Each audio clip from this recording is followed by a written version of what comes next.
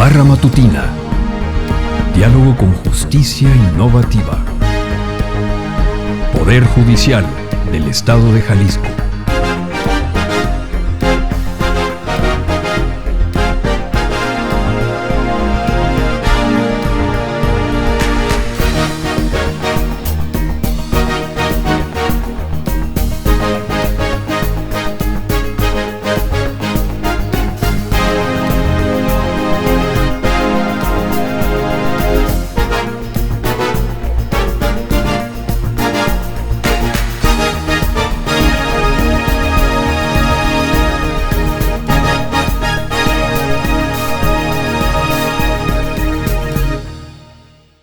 Hola, ¿qué tal? Muy buenos días. Estamos en la Barra Matutina, Diálogo con Justicia Innovativa, y nos da muchísimo gusto que esta mañana se encuentren con nosotros el Poder Judicial del Estado de Jalisco a través del magistrado Daniel Espinosa Licón. Les da la más cordial bienvenida.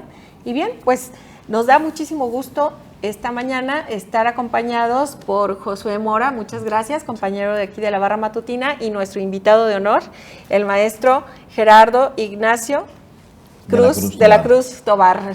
Él es el fiscal anticorrupción, mejor conocido, aunque la fiscalía creo que tiene un nombre un poco más extenso, ¿verdad? Fiscal especializado en combate a la corrupción. En combate a la corrupción. Y a mí la palabra completa. combate me, sí, ¿verdad? me genera como esa... conflicto, ¿no? Sí, Claro. ¿no? Y combate me parece un poco más allá. Muy agresivo. Sí, desde muy agresivo. luego. Pero bienvenido, fiscal, muchas gracias por aceptar Al esta contrario, invitación. siempre es un placer Gracias. estar con ustedes y poder compartir con todos precisamente lo importante que es la cultura del combate a la corrupción, aunque suene rudo.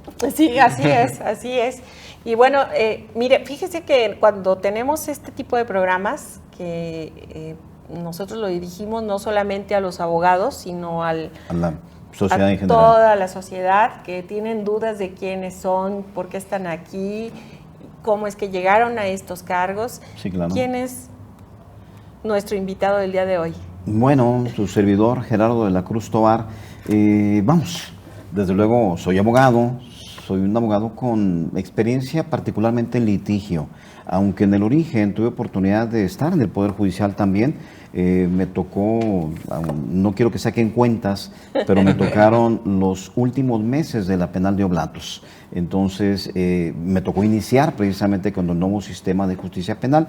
Yo estuve en el juzgado quinto de lo criminal cuando fui estudiante de Derecho. En el segundo semestre tuve oportunidad de que me recibieran como meritorio. Duré solo un mes como meritorio. Hay gente que dura mucho. Claro. Duré solo un mes. Y pues estuve en el juzgado atravesando las diversas funciones.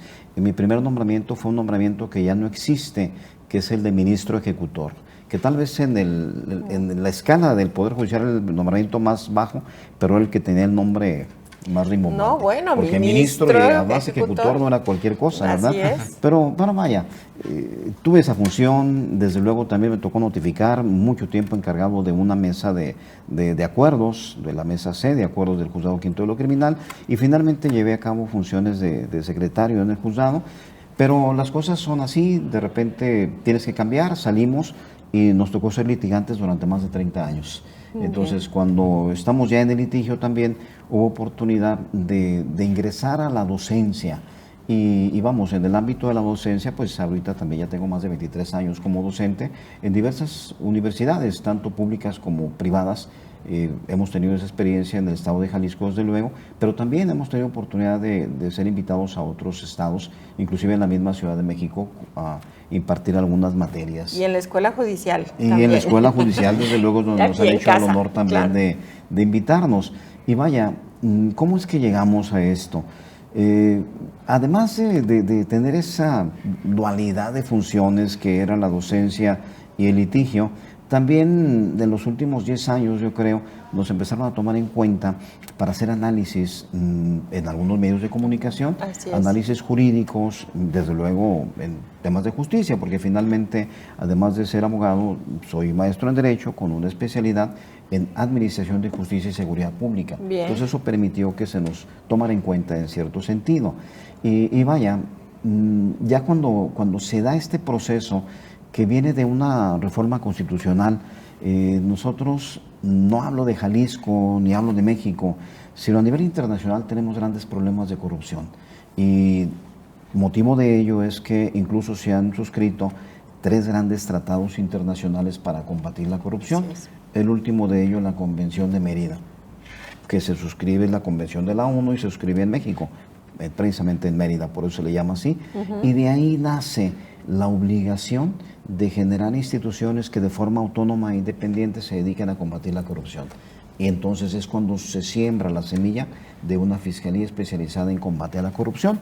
Entonces, esa reforma... Y le toca a usted inaugurarla y darle vida a esta fiscalía, Sí, ¿no? efectivamente. ¿Cómo fue el proceso para acceder? Resulta interesante porque, vaya, fue un proceso que México tiene como obligación a nivel nacional, pero que no se ha logrado cumplir del todo. ¿Por qué? Porque hubo reformas constitucionales en el 2015, para el 2016 se dieron las reformas secundarias a nivel federal, y en 2017 ya todos los estados tendrían la obligación de tener integrado un sistema estatal anticorrupción. Jalisco lo tiene, Jalisco sí lo tiene, pero hay estados como Las Bajas que no tienen todavía fiscal anticorrupción. La Ciudad de México tiene un año que tiene fiscal anticorrupción. La Federación se tardó 2 años después del plazo en tener su fiscal. Pero vaya, afortunadamente en Jalisco se dieron las condiciones para que verdaderamente se manejara un proceso ciudadano donde después de evaluaciones y de entrevistas se eligiera un fiscal que no tuviera el perfil de tener compromisos ni amarres políticos con nadie. Entonces eso sí es algo que debemos reconocer a la administración anterior, que de alguna manera se dieron las condiciones para que no llegara alguien con compromisos ni impuesto. Pero eso también genera una situación, pues vamos, se puede decir interesante. ¿Por qué? Porque eso ha generado que hayamos tenido que batallar para ir construyendo lo que hoy tenemos como Fiscalía Anticorrupción. Así es. Finalmente, vamos, yo presento un proyecto en el Congreso de lo que tendría que ser la Fiscalía Anticorrupción. Esto ocurre el 18 de diciembre del 2017 y presento un proyecto donde hablo de iniciar con 15 agentes del Ministerio Público, con 3 unidades de investigación, con una unidad de peritos especializados en auditoría forense y cosas por el estilo. Y vamos, eso ya nos hablaría de arrancar con una institución sólida. Pero lo cierto es que empezamos con un solo agente del Ministerio Público, empezamos con 6 personas nada más formando la Fiscalía. Entonces, esto ha sido, vamos, ir construyendo. Ahorita ya podemos decir que no, claro que no somos los 6 que iniciamos, no llegamos a ser los 15 agentes del Ministerio Público que presenté como proyecto, pero sí podemos decir que ahorita ya tenemos agentes del Ministerio Público que trabajan aquí en zona metropolitana, tanto en turno matutino como vespertino, y que finalmente tenemos también ya una sede en Puerto Vallarta y otra en Ciudad Guzmán. Y esperamos el próximo año poder arrancar también en Tepatitlán con una agencia del Ministerio Público. Entonces, ha sido un proceso de ir construyendo. Qué bárbaro, qué interesante. Quiere decir que inició con un nombramiento y estuvo solo un buen tiempo en lo que preparó todo esto. Y también tengo entendido que no estaban en las instalaciones de Fiscalía, estaban en otro espacio por tránsito. No sé si aún estén seguimos ahí. Seguimos ahí, pero fíjense, qué bueno que mencionas el que no estamos en instalaciones de la Fiscalía, porque ese fue el primer planteamiento que se me hace. Muy bien. De hecho, cuando finalmente resulto ya elegido es el 24 de diciembre. Y qué regalazo. Sí, curiosamente. Fue interesante porque les digo, esa sesión que inició ese 18 de diciembre, pues vamos, en una sesión del Congreso que empezó a las 9 de la mañana y terminó a las 12 de la noche, porque fue muy forcejeado, varios recesos. Ahí se llevaron a cabo 2 rondas de votación en la cual no resultó electo nadie y hubo un receso de 10 días, regresaron los diputados el 24 de diciembre y en esa sesión me eligen por mayoría absoluta. Hubo 30 diputados y tuve 30 votos, entonces ya fue algo muy completo. Pero vamos, en ese momento piensas que porque tú presentaste un proyecto que finalmente es el que resulta ganador, pues es como deben ser las cosas. Pero yo 2 días después, el 26 de diciembre, fue cuando tuve por primera vez una reunión con el gobernador y con el secretario de gobierno, y es cuando me informan que arrancaría con un solo agente del Ministerio Público. Obviamente, ustedes lo saben, no se puede con un solo agente del Ministerio Público trabajar. Tenía que notificar, acordar, investigar, fíjate, todo. Nada más pensar en que tendríamos, somos finalmente la Fiscalía del Estado, Claro. Y es lo que yo les decía, espérame, somos la Fiscalía del Estado, ¿eh? Imagínate que tendríamos algo en Lagos de Moreno y algo en Autlán y algo aquí. El Ministerio Público, ¿qué asunto va a atender? ¿A cuál se va a dedicar? O si tuviéramos un detenido y como Ministerio Público tendríamos la facultad de mantenerlo. Y los tiempos. 48 horas. ¿Quién lo va a hacer? ¿Un solo agente del Ministerio Público? Les decía, no, mínimo necesitamos arrancar con 3. O sea, de 15, yo dije, mínimo necesito 3 para poder establecer un rol de guardias. No tuve 3, sino hasta meses después. En realidad arranca, y en ese momento me informaron, ya se está habilitando el espacio donde estarás, va a ser en la calle 14, en tal área. Y yo le dije, no, espérense, discúlpenme, no puedo estar en la calle 14. ¿Por qué no puedo estar en la calle 14? Porque lo que dice la Constitución y lo que dice la ley orgánica es que tenemos autonomía e independencia y que no hay preeminencia de un fiscal respecto de otro. Entonces yo dije, no, espérense, la calle 14 es la Fiscalía del Estado. Si yo voy y me meto ahí, se va a generar una imagen de dependencia. Equivocada. Claro, Así es. entonces no puede ser. No puede ser. Y en ese momento me ofrecen que me fuera a donde estaba y está todavía Vistaduría, en Rafael Camacho y Tamaulipas. Dijeron, bueno, el área que te estamos preparando a ti, se la damos a Vistaduría y tú te vas a Vistaduría. Y también no lo acepté, tampoco lo acepté. ¿Por qué? Porque les dije, espérense, Visitaduría ha sido Visitaduría toda la vida. Y por lo tanto, la buena o mala imagen que tengan es de ellos. Y sobre este tema, ¿no? La confianza que debe generar la Fiscalía. Entonces tendríamos que nacer proyectando una imagen de autonomía. Y dijeron, pues entonces no tienes instalaciones. Dije, pues no tengo instalaciones, pero prefiero estar sin instalaciones. Literal. Nosotros tuvimos instalaciones hasta finales de mayo. Finalmente me toman protesta el 15 de febrero y empiezo a trabajar el 15 de febrero y recibo mi primer denuncia en ese momento. Antes de un minuto de haber tomado protesta recibí la primera denuncia. No teníamos instalaciones, desde luego, y por lo tanto, pues se puede decir que teníamos una oficina itinerante, porque, pues vamos, el sello lo traía del carro y me llegué, incluso la primera actuación formal donde recibo información del Auditor Superior del Estado no fue en una oficina, fue en un café en la zona de Chapultepec. Ahí es donde cité al auditor para que me entregara información, entonces cuando no teníamos oficina. Y así fueron las primeras semanas y los primeros meses. ¿En dónde se encuentran ubicados actualmente? Estamos en este momento en Amado Aguirre 857, en Jardines Alcalde, espaldas de la Secretaría de Movilidad, efectivamente. Bien, y ya tienen definitivo ese espacio. Ahorita, bueno, definitivo es un decir, ¿por qué? Porque llega un momento en que ya no vamos a caber. Claro, y tendremos que evolucionar, pero por lo pronto tenemos ya desde mayo del 2018 ahí. Bien, qué transitar. Todo adelante, un proceso, bien. A mí me gustaría, una vez que ya conocimos la trascendencia de por qué una fiscalía especializada y sobre todo el nombre tan fuerte que nos comenta la maestra de combate, pues, ¿qué es la Fiscalía Anticorrupción? Bueno, ¿no? ¿Quién puede acceder a ella? Cuando nosotros hablamos de una fiscalía, pues somos Ministerio Público. En realidad nos corresponde como una actividad sustantiva investigar y perseguir los delitos por hechos de corrupción, pero no es esa la única obligación o la única facultad que tenemos. ¿Por qué? Porque es cierto, somos Ministerio Público y como Ministerio Público tenemos que investigar denuncias que se presenten por hechos de corrupción, pero no únicamente denuncias presentadas, sino que como cualquier Ministerio Público tiene la obligación de iniciar una investigación cuando se dé cualquiera de los 3 supuestos que ustedes conocen. Uno, que se presente una denuncia, que se presente una querella, o que el Ministerio Público por sus propios medios se dé cuenta de que existe un hecho de corrupción. De oficio. Ahora, de oficio, desde luego. Hemos abierto carpetas de oficio, desde luego. ¿Tomadas de dónde? De medios de comunicación, que de repente sale una nota que decimos, es un tema de corrupción, hay que investigarlo. Sí. O inclusive en redes sociales, de repente se maneja algo y decimos, ojo con esto, vamos investigándolo. Y de hecho hemos tenido ya, no únicamente las carpetas abiertas de oficio, sino personas ya presentadas ante el juez vinculadas y asuntos resueltos tomados de medios de comunicación. Entonces hacemos, sí, investigación oficiosamente.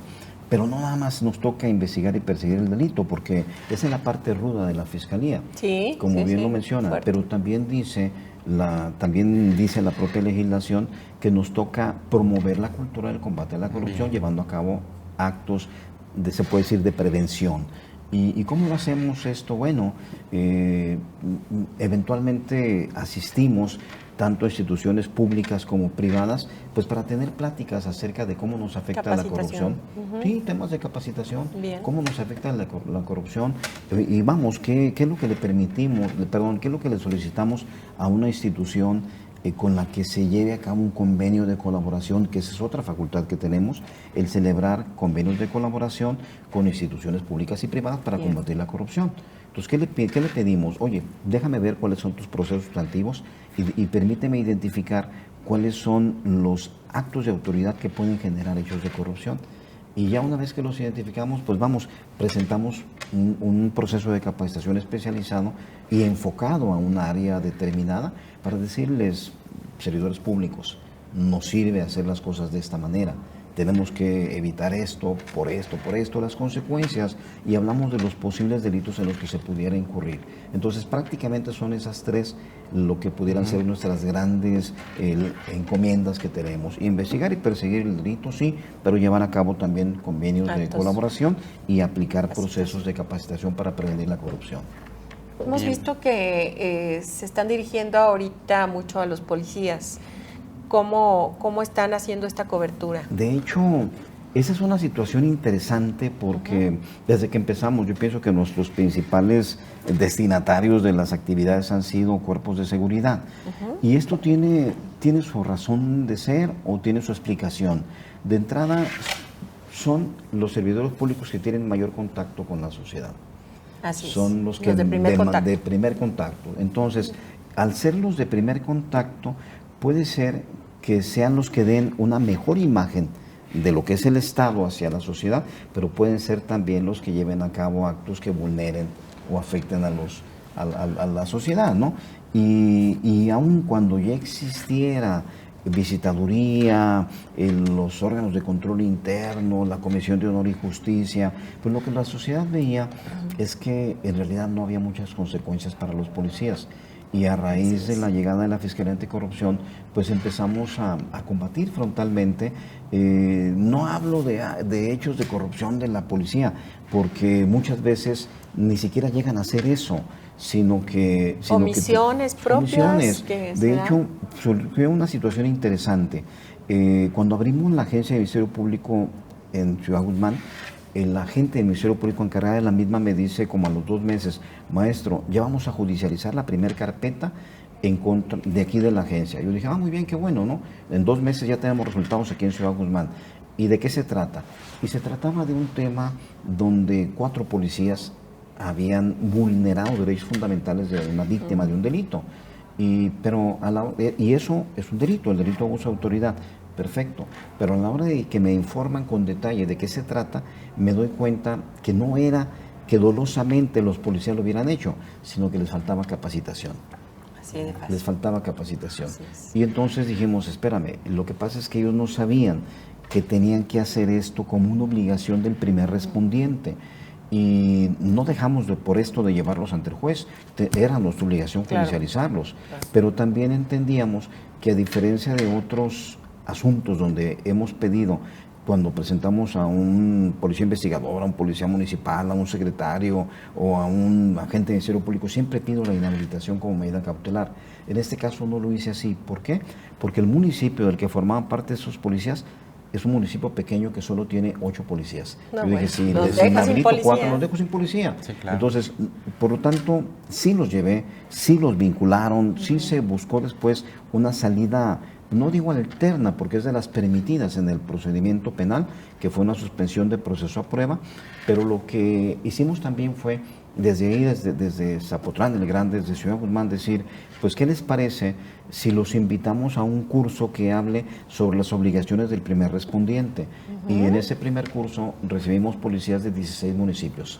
Entonces, de repente también te dicen, oye, ¿qué estás haciendo tú, Fiscalía Anticorrupción, capacitando policías? Si no es lo que te toca, no, discúlpame. Pero es que capacitar a los policías o capacitar a servidores públicos nos sirve para evitar que incurran en la parte preventiva que nos es la parte preventiva. Es la parte preventiva. Y ha sido muy productivo esa labor. ¿Qué delitos son los que abarca la Fiscalía? Sí, claro, nosotros El título séptimo del Código Penal del Estado es el que ahora se llama delitos por hechos de corrupción. Sí. Ha tenido una evolución porque cuando empezamos a trabajar nosotros estaban delitos en competencia nuestra como el de tortura e inclusive el de desaparición forzada. Así es. Y aun cuando se decía que en Jalisco ya no existía la tortura, nosotros en 8 meses abrimos 350 carpetas de investigación por tortura. Por ese caso. Finalmente tuvo que separarse esto y se abrió una unidad en la Fiscalía del Estado. Pero vamos, los delitos más comunes por hechos de corrupción y que son los que están en el imaginario social, desde luego, es el cohecho, que es el más elemental de todos, ¿no? Que si me permite, espero no interrumpir, pero ahí me nació una duda hace unos momentos. Hablamos sobre la prevención, pero Sí. en el caso del cohecho, pues no solamente es el servidor público, ¿no? También tiene que ver mucho la sociedad. En este caso, a la sociedad, ¿la Fiscalía tiene algún tema como de función para esa parte preventiva Sí. o va exclusivo a servidores No, públicos? aquí es una situación interesante y fue algo Como una dualidad interesante. ahí de esta Es algo fiscalía, interesante ¿no? que Está en dos partes. que inclusive me lo tocaron en la primer plática que tuve con jueces. La primera plática que tuve con jueces, vaya, a los meses de empezar a trabajar, por ahí de haber sido en junio del 2018, me dijeron, oiga, fiscal, es que usted nada más está persiguiendo a los servidores públicos y se olvida de que hay particulares que también es la otra parte de los que ofrecen, ¿no? Claro. Y me queda claro, en un proceso de cohecho siempre hay alguien que ofrece y hay alguien que da. Claro. Perdón, alguien Que que recibe recibe. o que solicita, pero aquí tenemos que pensar en algo. Ese que ofrece o que da no es el que juró cumplir y hacer cumplir la ley, ¿eh? Eso es servidor público. Entonces, claro que por eso hay una especial exigencia para el servidor público. Sin embargo, un delito de cualquier naturaleza, un hecho de corrupción de cualquier naturaleza, no se comete únicamente por un servidor público, sino que la obligación de la Fiscalía es investigar y perseguir los delitos por hechos de corrupción cometidos por servidores públicos o por particulares. Ok. Entonces nosotros tenemos, no en asuntos de cohecho en este momento, pero sí en otros delitos vinculados particulares e inclusive personas morales. Entonces sí la nos toca sociedad no se investigar escapa esto. de esto. Entonces no te escapas. Claro. Pero entonces tenemos que ver qué es lo que ocurre. Se trata de que el particular ofreció espontáneamente o el particular se vio condicionado por tal vez trabas que le puso un servidor público para que ofreciera, ¿no? Eso es una situación que valoras. Pero claro, la responsabilidad penal puede estar en los dos lados. Y en consecuencia, en ese ámbito de llevar a cabo labores de prevención en los hechos de corrupción para con los particulares, también lo hacemos. ¿Cómo lo hacemos? Precisamente llevando a cabo esos programas de difusión con universidades públicas y privadas. Y lo hemos hecho a nivel escolar, no únicamente con universitarios, lo hemos hecho desde secundaria, lo hemos hecho en el Educación CONALEP. básica. Y para nosotros todavía debía ser más bajo, todavía el nivel escolar donde debes empezar a trabajar en la prevención, pero no únicamente con universidades, no. Cámara de Comercio, Coparmex, Asociación de Empresarios de Bahía de Bandera, o sea, hemos tenido mucha cercanía con sociedad civil organizada para tratar de que esa cultura del combate a la corrupción y de la importancia del comportamiento ético se vaya difundiendo entre la sociedad en general. Ahorita que lo dice, ¿tienen algún programa con la Secretaría de Educación? Digo que a mí me parece un punto focal para estos temas, en el sentido de que se pueda dar Sí, la claro, difusión desde hacia luego, los niños desde desde luego. chiquitos, darles este tipo de información y que identifiquen cuando algo no es correcto. Sí, porque claro. es básico. En este momento los valores se han perdido tanto Sí. que es muy necesario Sí. estar haciendo hincapié desde Claro, chiquitos. con ellos. lo hemos hecho de una manera aislada y focalizada en determinadas escuelas, pero no todavía como un programa institucional. Es una situación sí que es ideal y que estamos buscando, y vamos, hasta por experiencias propias. Por supuesto. Hasta por experiencias propias. Les platico, finalmente nos permite el espacio y Para la eso es, confianza. para eso nos es, permite el claro. espacio y la confianza. Podemos darle difusión. Yo tengo una hija que es licenciada en educación preescolar y da clases aquí muy cerquitas, a unas cuantas cuadras de donde nos encontramos. ¿Y qué le pasa? Que hace un año en fracción, en la época precisamente cercana al Día de Muertos, tratando de fomentar la cultura, dice, voy a poner un altar de muertos. Voy a poner un altar de muertos aquí en la escuela Y lo hizo de una manera muy completa. Obviamente, vamos, ustedes saben que los maestros son muy mal pagados, pues hasta poniendo de su bolsa para poder tener un altar bonito, compró 10 macetas, 10 macetas con flores de cempasúchil. E invitó a los papás para que vinieran a ver el altar que hicieron y algunas cuestiones que manejó con los niños, unas dinámicas que hizo con los niños. Y al final de la clase les dijo a los papás, voy a rifar las macetas. Y para esto, a ver, cada niño escoge un papelito y les puso nada más una cruz. Y el que tenga la crucecita se va a llevar la maceta. Bueno, ella marcó 10 papelitos con cruces y a la hora de ya venir a pedir el premio y hacer el conteo, 20. aparecieron 15 papelitos con cruces. Entonces, ¿qué pasó? Qué barbaridad. Que hubo 5 mamás que con tal de llevarse una macetita, le pusieron una cruz al papelito. Obviamente les pegaron un regañadón, porque mi hija no es tiernita, les pegó una tremenda regañada. ¿Por qué? Porque ¿qué estás haciendo en el niño en ese momento? Sí. Le estás dando el mensaje de que hacer trampa para ganar algo se puede. Claro. Aunque no exprese ninguna palabra el padre, el niño lo ve y Y es lo una ve, esponjita. es que ese es el tema. O sea, sí se puede. O sea, ¿qué Lo ven de estás manera haciendo con natural su porque es lo hijo? que hacen en Entonces, casa, pues estás es normal. trastocando valores. Claro. Y desde ahí es cuando dijimos, no inventes. Es que desde ese nivel tenemos que empezar a trabajar con los niños, pero más que con los niños, con los padres. Así es. Más que con los niños, con los padres. Porque el niño en realidad, a diferencia de lo que cualquier persona pueda opinar, las personas no nacemos siendo corruptos. Si los que llegan o llegamos a ser corruptos es porque en el camino Claro, nos es lo que torcemos. ven y es Claro, natural, desde es luego. lo que Fíjense, pasa en casa. Claro. De hecho, eso es una situación interesante. Cuando empezamos a trabajar, que no teníamos todavía oficina, yo mantuve, creo que 5 meses, mi despacho de litigante, aunque no llevé a cabo ninguna actuación formal en el mismo, pero mantuve mi despacho. ¿Por qué? Porque necesitaba un espacio donde estudiar y donde preparar cosas. Pero ya en esos meses tuve la primera visita de su servidor hacia una escuela secundaria.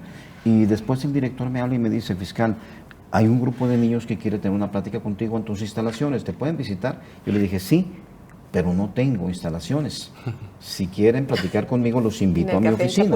No, los invité a mi oficina en ese entonces. Sí. Y efectivamente vino el director, la maestra y algunos 10 o 12 niños de secundaria, de los 3 grados. Y obviamente me preguntaban cuál era la función, por qué había que combatir la corrupción y todo esto, ¿no? Y vamos, después de esta plática, una niña me dice, fiscal, yo le quiero ayudar a su trabajo. ¿Cómo le puedo hacer? Entonces, de repente es una pregunta interesante. Que los niños te digan eso. ¿Cómo me puede ayudar una niña de secundaria? Y le pregunto, ¿en qué año estás? ¿En qué año estás? En primer año. ¿Cuántos años tienes? 12 años. Una inspectora. Y le digo, pues, ¿sabes qué? Sí me puedes ayudar. Sí me puedes ayudar a combatir la corrupción. ¿Cómo me puedes ayudar? Le dije, bien sencillo.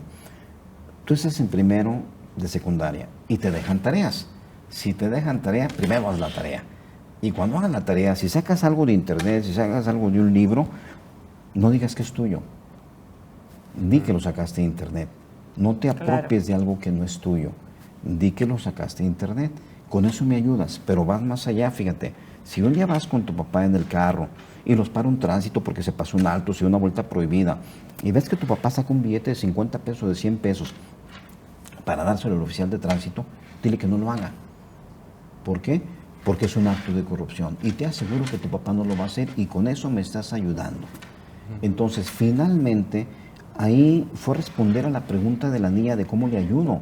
Pero tendríamos que preguntarnos los padres, ¿cómo hago para que mi niño no vea natural un hecho de corrupción? Así es. Entonces, ese sí es un proceso que tenemos que trabajar desde edades muy tempranas, y les digo, desde grados escolares tempranos, no con los niños, con los padres, Pero vamos, el cohecho es solo uno de los delitos por hechos de corrupción. Fiscal, ya casi se nos acabó el tiempo, estoy muy apenada porque ya nos quedan un par de minutos y solamente vimos 2 o 3 delitos que hay que perseguir, ¿no? Que ya vimos que uno es el de desaparición forzada, Pero eso el ya de no me cohecho. toca. Ya no le toca, pero sin embargo Me tortura, pero me está tocan delitos cometidos en la tortura. administración de justicia. Así es. Peculado. Me toca peculado, cohecho. me toca enriquecimiento ilícito. Fíjense qué tan importante. Estamos hablando de poder judicial. Nada más quiero aclarar, perdón, una cosa, ¿por qué desaparición forzada? ¿Por qué mencioné desaparición forzada y la otra era tortura? Porque dentro de la propia página está como de los Sí. delitos que persigue la fiscalía. Entonces, ojo, porque Ya- las personas ya que no- nos ven, sí, claro, para ya que no me toca. sepan Si está que en la ya no página le habrá que toca, quitarlos. sí, Claro. y que lo revisen Sí, claro. para que sepan Sí, es que, no es está. que Porque siguen- desaparición forzada es un tema que ya tenemos totalmente una fiscalía terrible. especializada en Así este es. tema. Así es. Pues vaya, ¿cómo que se nos acaba el tiempo tan rápido? Sí, Pero así es sí, esto. sí. Pero sí, nos tocan otros 10 delitos más. Sí, no, Así adelante y es. díganos Así es. cuáles son Bueno, para que también fíjense, podamos tener delitos acceso a esta cometidos en la información. administración de justicia. Así es. Eso es muy relevante. ¿Por qué? ¿Por qué es que representamos la imagen de la justicia con una venda en los ojos y con una balanza? Pues para manifestar que la justicia no tiene que ver quién está ante ella. Y la balanza es para no cargarse a nadie, ¿verdad? Pero entonces, si un agente de Ministerio Público, un secretario, un actuario, un juez, favorece a una de las partes, estaría cometiendo un delito y nos toca investigarlo. Ahora, el enriquecimiento ilícito.